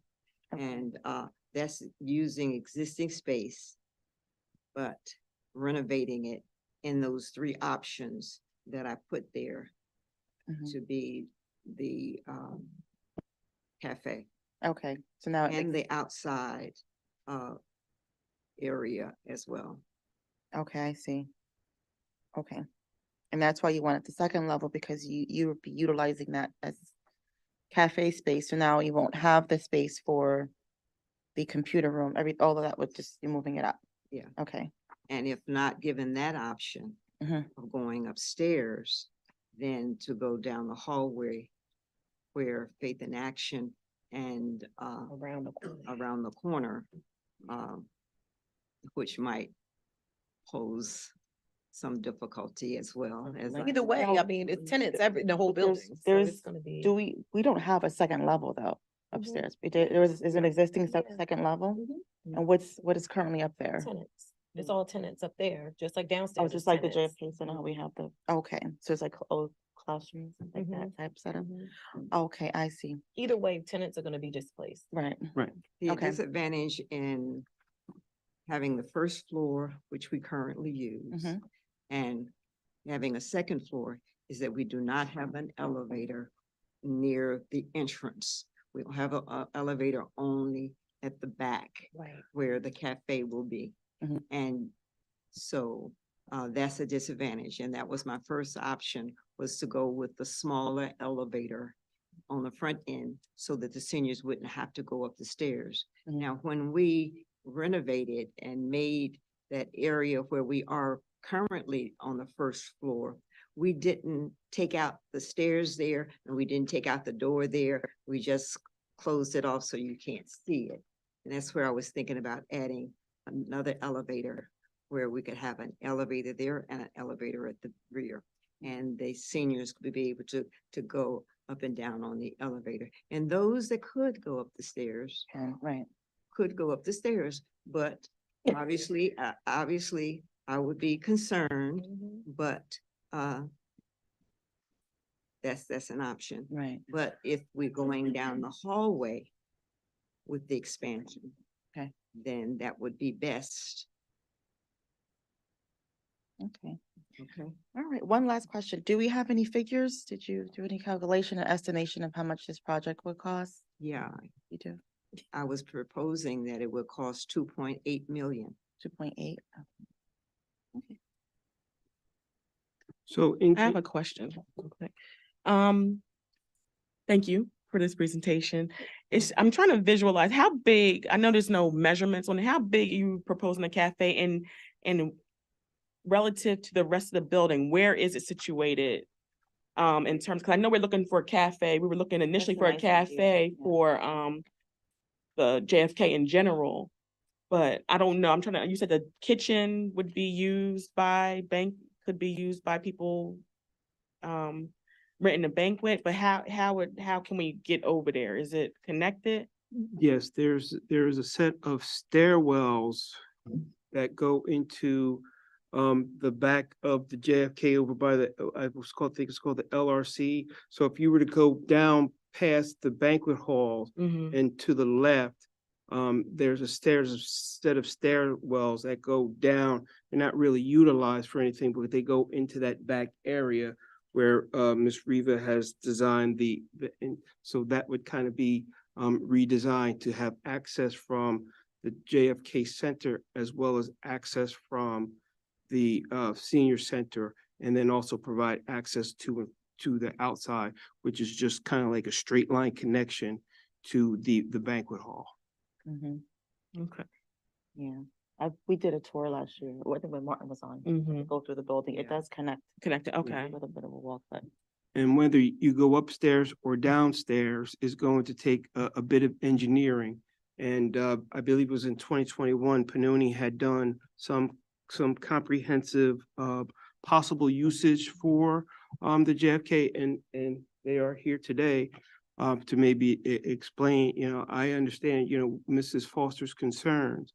But again, whether you go upstairs or downstairs, most of that space upstairs is still kind of structured as if it is a school. There are Right. lockers in the hallway Right. and Same. science labs, and it's Like, going to take some reconfiguring and removal of walls and things like that to transition it finally out of that school motif and make it a true community center, Right. business hub, or whatever it is going to end up being.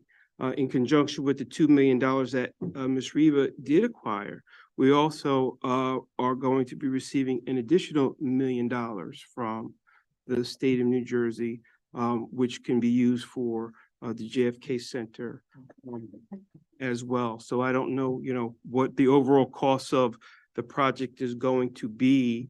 But, at least we can do as much as we can do with at least the monies that we have on hand. But whatever it is that we do, it needs to be efficient and make sense. For example, we had discussed about them upstairs transitioning one of the bathrooms that the gentleman were going to do kind of carte blanche. Yeah. And but one of the requirements where we would have to remediate the asbestos, and so it doesn't make sense to go ahead and spend money to do that. Then we're going to turn around in a year and remodel. So we kind of put that off on hold. Mhm. So, those are the things that we're looking to get a comprehensive plan, develop that plan, and then move forward with the implementation. Great. Any other questions? Thank you, Ms. Foster. Thank you.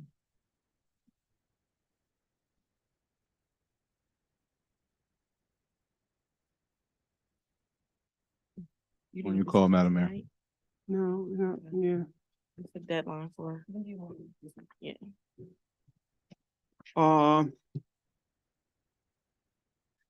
Tomorrow? No, the reality is you're gonna have to have time to discuss it and things like that. And we are going to need to move forward with construction design and things like that. We already have money in our capital accounts for the turf field. And when this grant comes in, we'll have money for the senior centers and we can begin. I'll just share that the application to the DCA was submitted and it is in review. So we should be getting maybe a disbursement of at least half, I would suppose, of that $2 million grant by the end of the year. I can't guarantee that, but that's my expectation. So the monies will be there. We can begin at the very least, do the design work, start to do the design work. And so you would need an answer from us, like, next Tuesday? At the next meeting. Well, that would be great. And then we could do whatever resolutions that would be necessary to begin the processes moving forward. Okay. Because Pannoni would have to start or whoever the engineer would be, would have to start the design work. And we already have, I believe it's about $300,000 in our capital budget already committed to the turf field. And then, we can transfer some monies around or do whatever we need to do to begin the design work for the JFK layout as well. Councilman Anderson? Madam Mayor, something else we want to be mindful of, if we move forward with the turf field and as we move forward with the theater, looking for naming rights. We do a lot of business with TD Bank. I believe we're one of their biggest customers, but this is another way to also secure some type of funding as well as we look at these projects. Great. And if that theater is looking to, I guess, early spring, mid-spring, we need to start that process now of what that looks like, what we're asking for and so forth. So we just want to keep that in mind. Just one other question. Did he mention about the football field, what season he could design that if we decided to go forward with him? Did it have to be winter, spring, fall? Does it matter? I know he said it would be a matter of 120 days, but did he mention what season he needed to operate in? You mean to do the construction? Of the football field? Do you know? I don't remember him. Here, when we had that conversation, I would assume that it would be, you can't do that in the winter months. Right, it would be difficult to do it in the winter months because there is some excavation and then, pipe work and things like that. But, I would say the real hard winter, so January, February, you probably should be doing it, late fall or early winter and then spring for sure. But you could do the design work in the colder months and so when the weather breaks, then we can move forward. Okay. All right, thank you.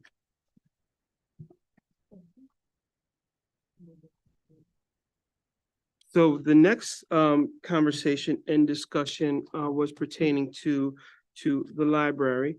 We have a wonderful library here in Willingboro, but there has been some conversation, keeping in line with today's environment, if that space may be a little more than what we need for a library environment in Willingboro during this high technological time.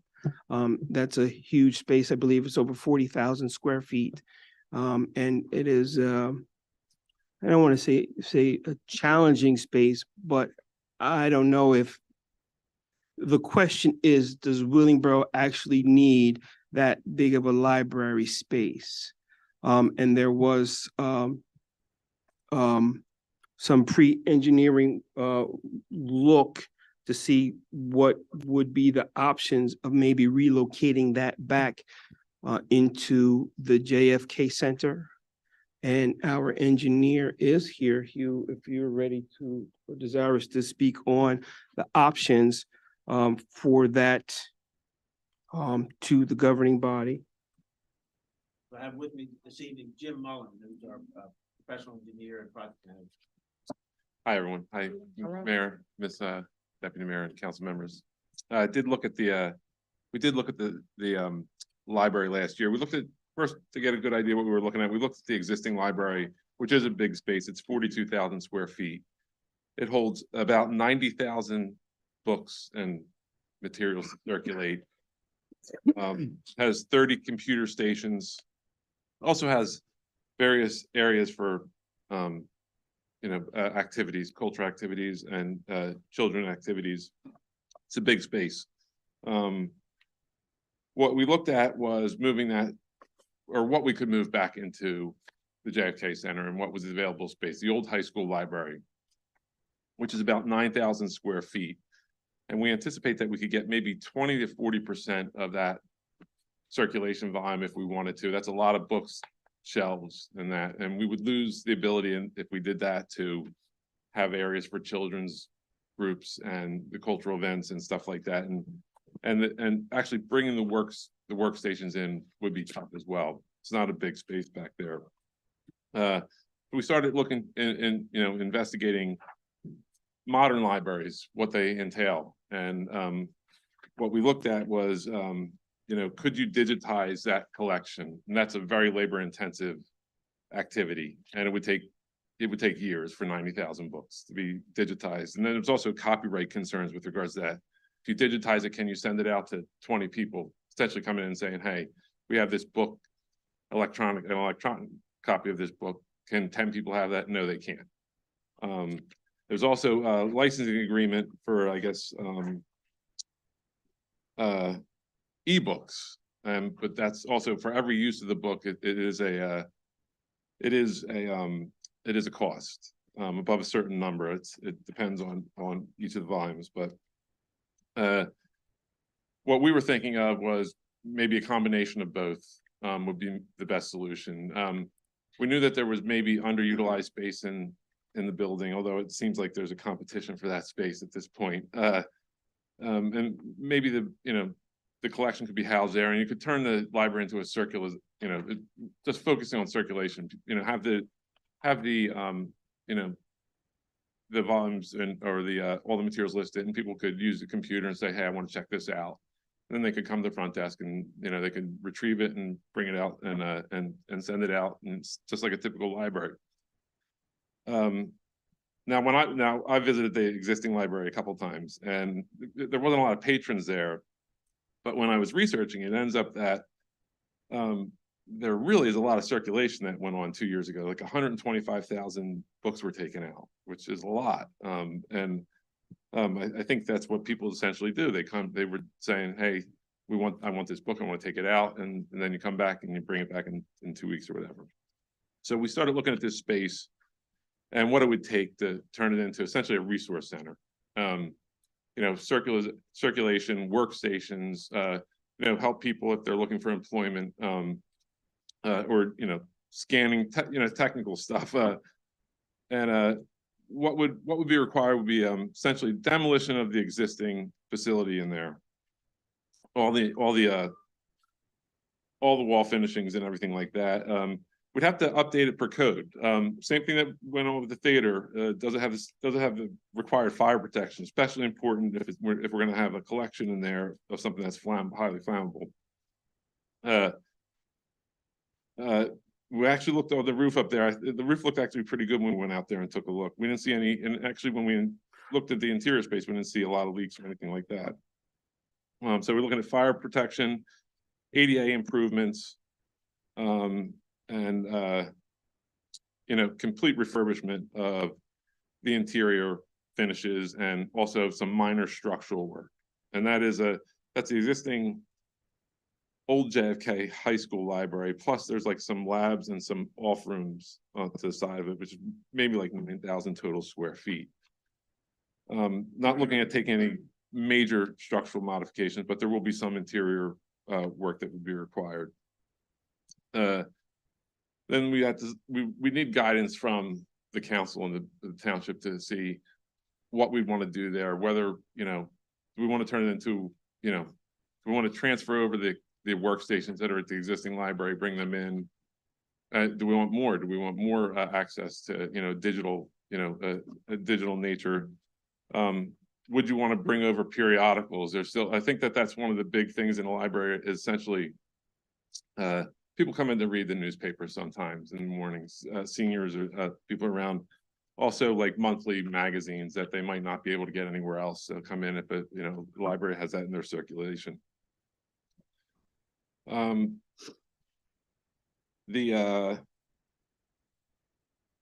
We think the cost, early we'd need feedback on it, but we think the cost would be anywhere from $600,000 to $900,000 to refurbish the library in that manner, and provide with the workstations. And that's assuming that there's a big play in there, because are you going to bring the existing workstations over? Are you going to buy new workstations? Are you going to expand that? and provide other things in there, some audio-visual equipment that people would come in and, you know, either listen to music or watch movies and stuff like that. And I think that's about it. What we think is, you know, going forward would be to, you know, engage, you know, an architect, develop, you know, put together a design team. And it would be the architect, MEP, mechanical, electrical, plumbing, engineering, determine, you know, is the fire protection okay? Would we have to, you know, essentially construct bathrooms and restrooms and stuff like that? Or could we use the facility's existing restrooms? And we'd have to take a look at that closer. And I think that's about it. I mean, if there's questions, I could probably answer them specifically. Anyone have any questions? Yes. Mr. Harris, I don't know, maybe you know, maybe you don't. But if I'm not mistaken, where the senior center is, don't we have another unfinished half? Where the senior center, isn't there another unfinished half where we were considering a possible museum at one time? The senior center, isn't there another half that's unfinished? Where there was a consideration for possibly putting a museum? Is that space? I think that's where they're talking about the cafe. Is that the cafe space you look? Okay, okay. But for the library, there were two options that Pannoni had put together. One was the utilization of a 9,000 square foot space. And then there was an option B, which would be utilization of about 12,500 square foot space, which would incorporate the area that is currently occupied by Congressman Kim. So I don't know what his political future looks like, and you know how that's going to affect us in Willingboro. So you know it's possible that that space may become available. I don't know, but if you've ever looked at that, you know that library space is not only the space that you can see, but there are a lot of huge rooms that connect back in there, which could also be repurposed and utilized, and maybe incorporating the LRC Center possibly into that redesign and structure. So it's really going to be a totally comprehensive thought process and plan of what it could be. And I think having that discussion now is vitally important as we begin to discuss the overall remodeling and repurposing of the entirety of that building. So, you know, if that's something that you may want to consider, now is the time to really have those conversations. There's a lot of benefits to possibly moving the library back to the JFK Center. It will bring more traffic flow into that building. It is more centralized in Willingboro than its current location, outside on the outskirts, a little more accessible to the public. You have your seniors here, you have operating space here. Parents come and their children are utilizing programs here. And it could be a very nice addition to that building, more utilizing that property more fully. So, you know, these are considerations to consider. But then, you know, it also gives you an opportunity to repurpose that space for other practical purposes as well. So, and I know Willingboro loves their library, and it's a key component to the community. It doesn't need to be disposed of, but I think it can be better incorporated into the community more functionally and more economically as well. You know, we're about to go under or we're in the process of doing the ESIP. And, you know, we know just the replacement of the HVAC unit in the library in itself is upwards of $700,000. So, you know, that's part of the program, but, you know, we just need to consider, you know, moving forward into the future. Councilman Anderson? Mr. Harris, Yes. with the possible expansion of certain rooms, the LRC, do we know, because that's a lot of rental space that we Mhm. currently have. Do you know how much revenue we would look to lose by converting that rental space or those spaces? I don't know that we would lose revenue because there was a large portion of the building, especially upstairs, that is still not utilized. For example, there were several classroom spaces that were occupied by the crossing guards, which is now vacated, and they relocated to a smaller space downstairs. There has been some discussion by the WMUA to rent some of that space from us and bring some of their offices over into there. So we're kind of having that discussion as well. So, you know, these are ideally, it would be ideal if the upstairs were completely redesigned as a corporate suite offices type component, instead of having, you know, senior services back here and then others, and then incorporate the downstairs into a full recreational type facility, library, senior center, you know, the different components that we have been talking about, or you guys pretty much have been talking about over the course of many years. Quick question. Do you have any information about the previous library that was in here? Because obviously, when the library was in full use prior, when it was just books, it was in this building. Mhm. Do we know how many square feet that was?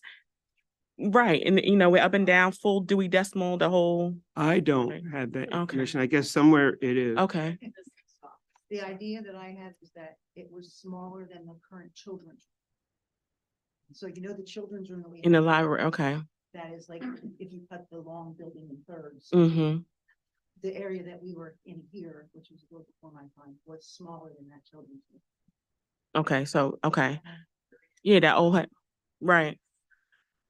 And also in your research, you spoke about the modern library.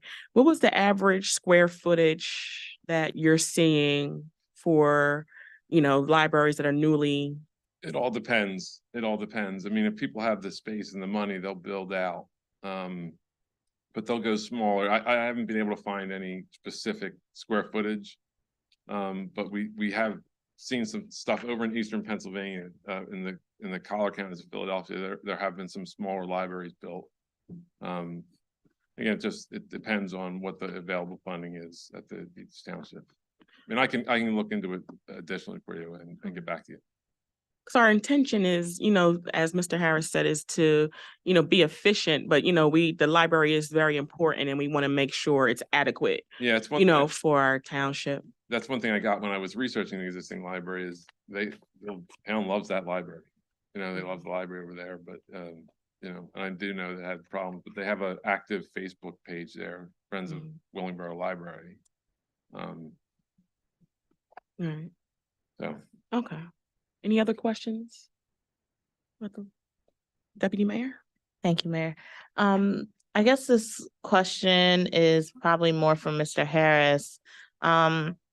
You mentioned there could be the possibility to use the LRC and Congressman Kim's area there. Do you know the total square footage of all of that space? Is that the 12,000 square foot?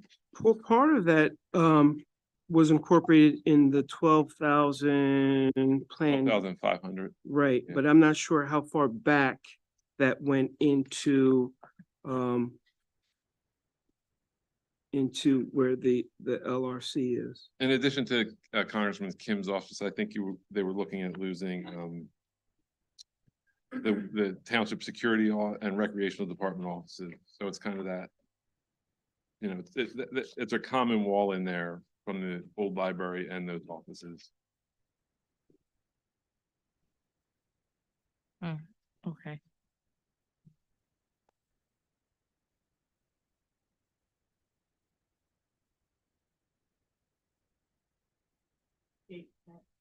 That-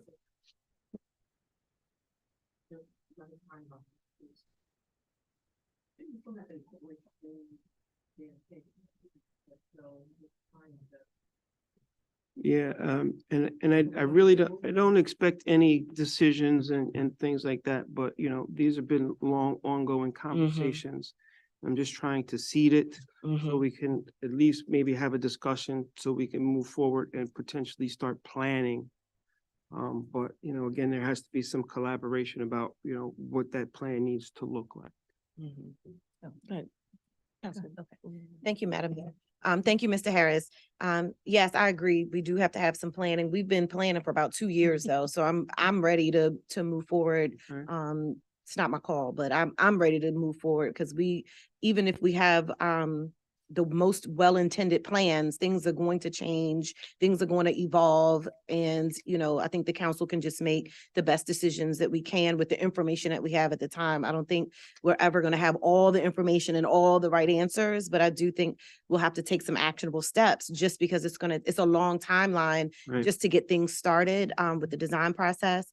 But with that in mind, I was curious if the WMUA has a firm commitment in terms of them coming to JFK? Is it just something that they're just talking about? At one point, the WMUA wanted to build a Taj Mahal outside of the JFK building, and they wanted that plot of land, and then they said they weren't, and they said they want to renovate, then expand. So in terms of the conversations about the MUA possibly coming to the JFK Center or some of their offices, how firm of a interest or commitment is that? So we have had conversations with Mr. Mackey. And again, I don't know the level of discussion that he has had with the MUA. So, you know, they may be receiving information that they may not have received previously. But we have had conversations and they are interested in that very front portion of the first level, kind of across from where our tax assessor currently is located in just a little down from the IT room. The discussions that we have been having is the redesign of that space, whether that's something that they're going to absorb the expense on to make it what they would like it to be, and then we would amortize that costs out of their portion of rent over the next period of time, or if it were something that the township would consider to remodel that space and incorporate those costs into their rents over a period of time. So we really haven't had any firm response from the WMUA as to which direction they would want to move. So there was really nothing to bring back to the governing body. But that was the part of the conversations that we did have at the direction about incorporating the two as part of the one Willingboro concept. Okay, thank you. You're welcome. Deputy Mayor? Thank you. I think it would also be helpful just to kind of see all of this. We have a lot of pieces of maps. And some of it, I think it's just blurring all together in my brain. So if we could I think I agree with Dr. Worthy and moving forward with the design process, but having that be a really cohesive mapping of all of the spaces so that we can see what the possibilities and options are in that way.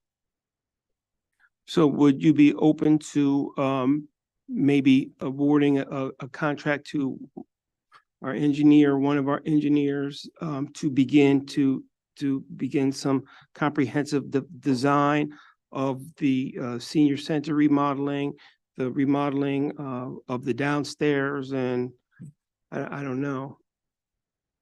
I thought what I heard the deputy mayor say, she just wanted to be able to see the schematic in one place before we move into the comprehensive design. Okay. Just what the layout would be. So right now we have the computer drawings up here. We have the schematics that Ms. Foster was able to put together, just laying it all out, but not all of the schematics, not the MEP, the plumbing, not all of that. Okay. Just being able to see what it would look like if the senior center is on the first floor and the library is over here. What would it look like if the senior center expands to the second floor and the library is over there? And just maybe two options based on the conversations tonight, maybe marking up where the MUA says they may be interested in going, you know, could we stick them upstairs? Or, I mean, I think just being able to see it Does that make sense, Mr. listed Docker? right You here. understand? On the Yeah, just full that. map. But not a full, yeah, not a full schematic with Right, electrical drawings and all. Right. all Some of type that. of But just laid architectural out. design, You want layout. to see everything relative to everywhere. just laid out on the full map of the JFK Center, because right now we have pieces of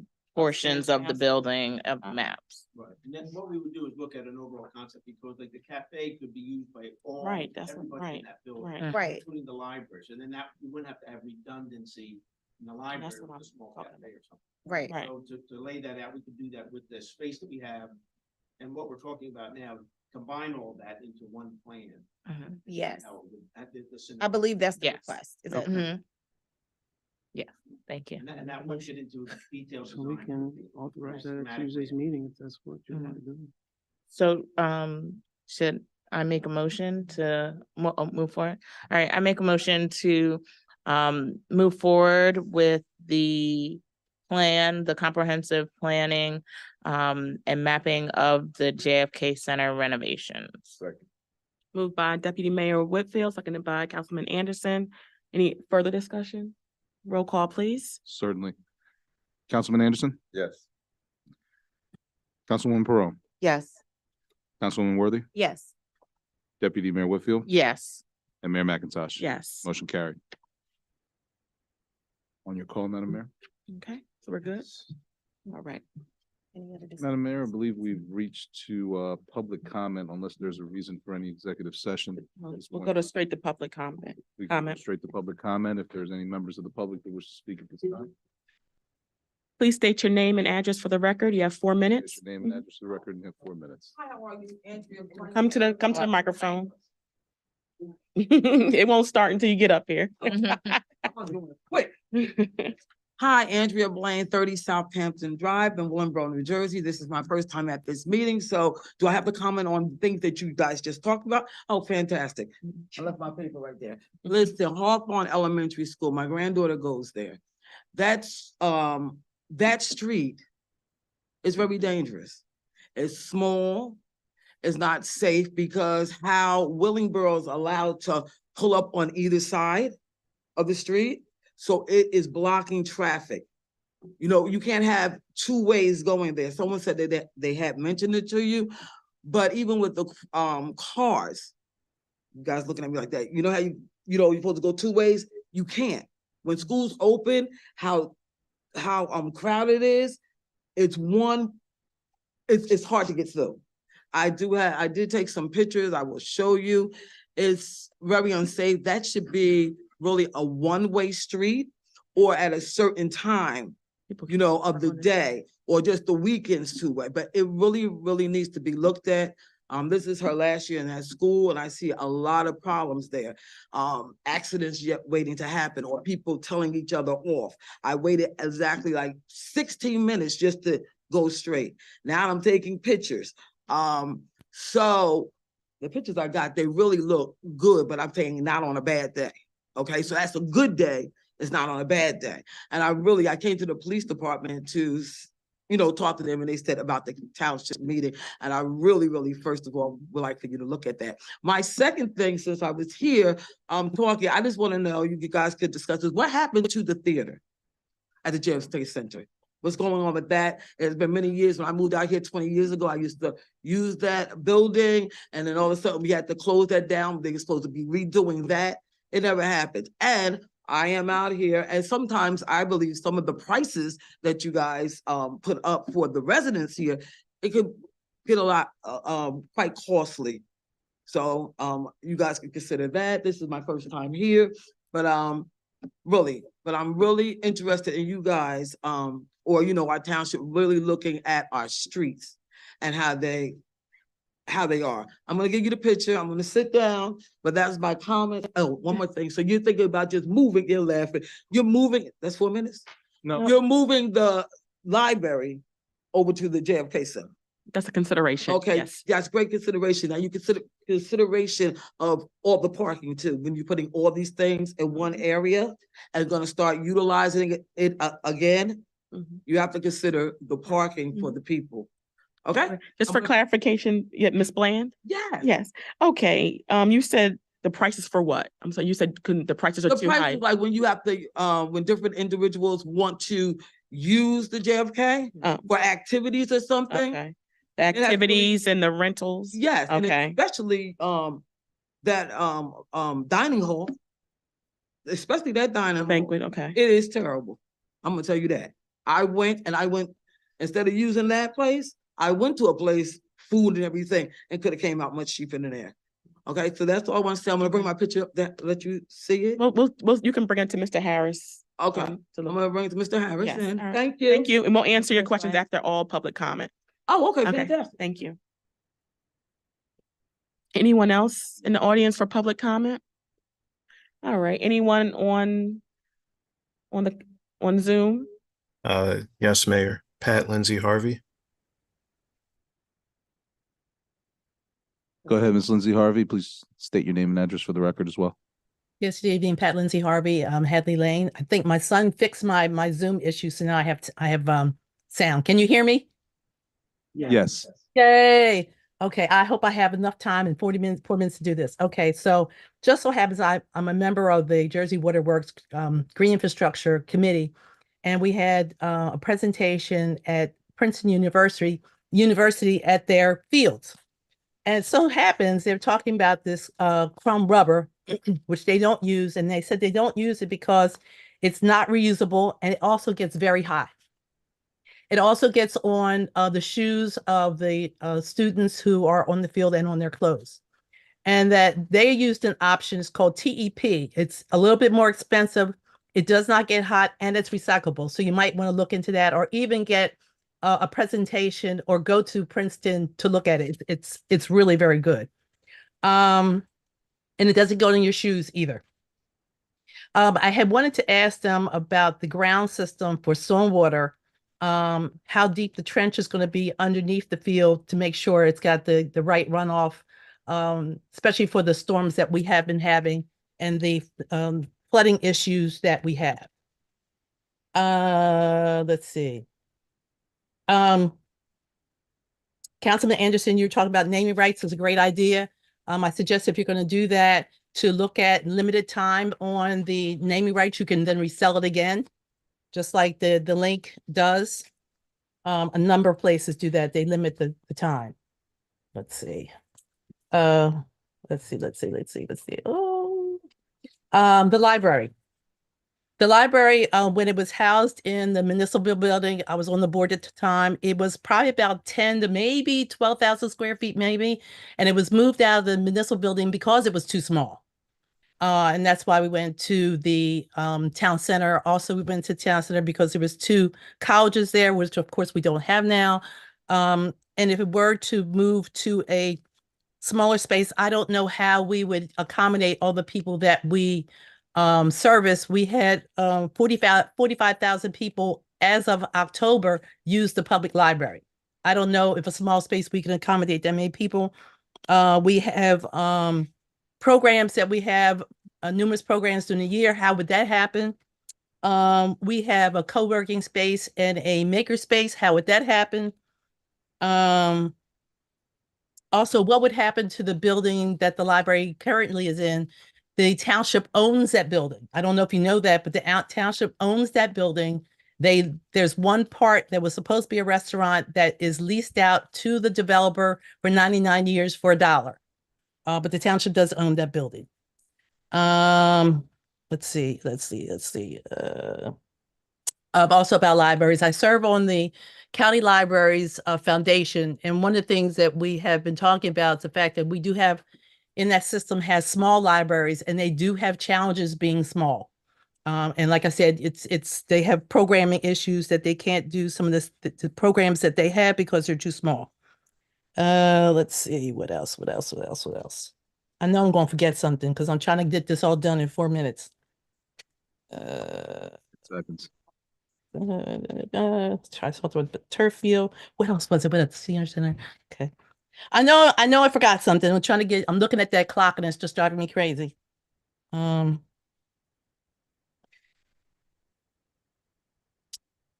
guess that's it. And I'm gonna probably kick myself after I say that's it.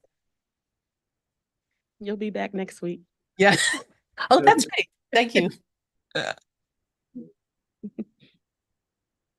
All right, 4 minutes. That's time. If I can stop it, that's time. Okay. Is there anyone else on the Zoom for public comment? Not at this time, Mayor. All right, thank you. Hearing none, Madam Mayor, if you want to go to council comment. Well, public comment is now closed. Mr. Harris, can we discuss the Hawthorne issue? Is that that's a function of us? Maybe signage, maybe no parking on one side of the street? It is bad, I've seen it. Yeah, we can designate that as a one-way during certain parts of the day and things like that. I'll have those discussions with Captain Buck and see what our next steps would be. Okay, appreciate that. In the theater, can you just give another, I know you update us quite a Yeah, bit. so actually, we were waiting on the permits. Mr. Tunstall, are those permits done? Just received the information that was missing or needed today. Okay, Steve was reviewing it now. okay. So I would suspect that review process would be another couple of days. And then if they had their permits at the end of this week, they could begin construction. Yeah, they are ready to go. We've been reviewing submittals and approving submittals, so they would be ready to go as soon as the permits are issued. So I will task Mr. Tunstall to make sure that the permits are reviewed and issued by the end of this week, right, Mr. Tunstall? Thank you. Ms. Blanton, you were asking what happened. We are renovating that space to make it more accommodating for these times and for maybe other performances. So it's just being revamped, redone, renovated. And it should be, phase 1 will be complete in April, right? That's what you said. In terms of prices do you have anything with the prices of activities and the rental? No, I think she was relating to specifically to the rental space at the JFK Center. And we can review that again in our rental ordinances, but I think that our space, the rental of our space is kind of in line with other spaces of that magnitude. There will always be something cheaper. But, based on the square footage and the potential use, I think our rentals are in line with the market. Okay, thank you. Ms. Pat Lindsay Harvey, I know the ownership of the library, the current space in the library is still, I just want to make sure we have a solid, because as far as I know, we have at least for 99 years. I'll check with the tax assessor again, because I believe that we are tenants there for long-term. A solid answer Long-term for that, uses. okay. And in terms of the library space, Ms. Lindsay Harvey, we are just, we're looking into it and trying to figure out if it will accommodate. We do definitely want to accommodate all of our residents for this library. So that's what we're considering at this point. Stormwater runoff, we can get back to you on that. We'll just contact our turf field, whoever was here today. Right. Okay. Am I missing anything? Oh, I think there was Miss Lindsay Harvey also mentioned about the material in the field. Okay. And they did note that it was a recycled material that they used for that field. Thank you, Deputy Mayor. All right. We can move on to council comment. Certainly. And Madam Mayor, I don't know which order you'd like to start in, or we order. Does any council have any comment for tonight? Always. Councilman Anderson. Councilman Anderson. Just want to thank everybody for coming out. I just want to say thank you for the presentations, giving us a little details on the insight, on the vision. Once again, Fanoni, thank you guys for your presentation. The fact that you'll be working with this turf field company, I know that you guys will have the best interest of the township in hand because they're just a vendor. You are our engineers. So if there's anything that comes up that we need to know, please provide that information so we can make the best decisions.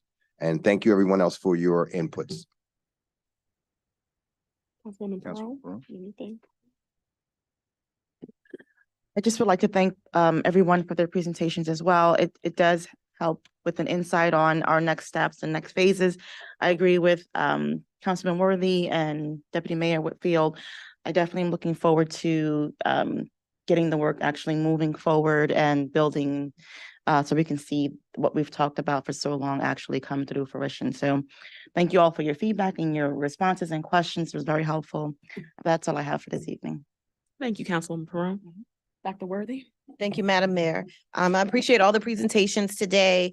And as we move forward with this planning process, I just encourage all of us to really consider one Willingboro, because sometimes in the planning process, people still think about their silo and their space that they want to create, but we're really creating space for Willingboro. It's all for the residents. And I think it's important that we don't get fixated on who owns what spaces, but we make sure we have the amenities for the residents overall. And so I encourage all of us to do that and really appreciate the work that the engineers are going to do to lay it out for us and to help us to see where there may potentially be duplication and where there may be just points of omission altogether that we need to go back and look at. So thank you, council colleagues. I'm looking forward to taking an actionable step forward for the residents of Willingboro.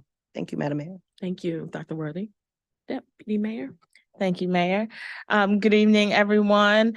I just want to thank everybody for coming out to this special meeting.